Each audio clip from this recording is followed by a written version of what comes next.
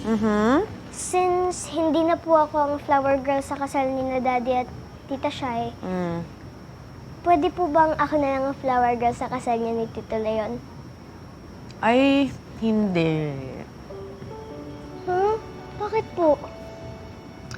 Kasi anak, gusto ko maging little bride kita on my special day. Tayo na tayo ng suot. Gusto mo? Really po, Mommy? Mas gusto ko po yun. Happy ka? Excited na po ako sa kasal niyo.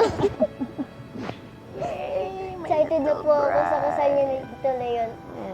I'm sure very happy ka po. Yes, of course, anak. Ikakasal ka na? Sa akin siya, o sa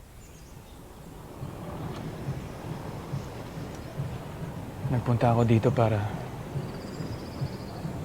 mag-sorry sa nangyari.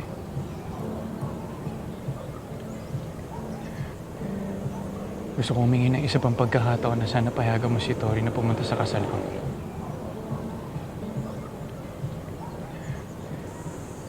Hindi ko naman alam na engaged ka na rin pala.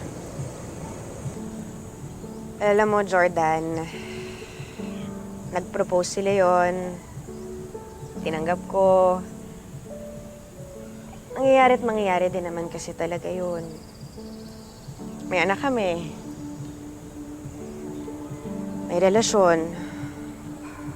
Gusto ko rin naman ng bigyan ng buong pamilya si Jeremy, pati na rin si Tori. Paano na tayo? Tayo. Tayong tatlo, nila Tori.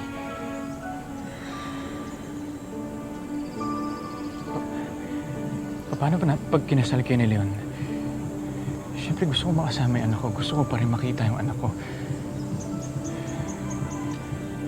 Jordan, kung may magbabago man, hindi yun dahil kay Leon. Hindi ko na kayang ipagkatiwala yung anak natin kay Shaira. Hindi ko na palalapitin yung anak natin sa bahay ninyo.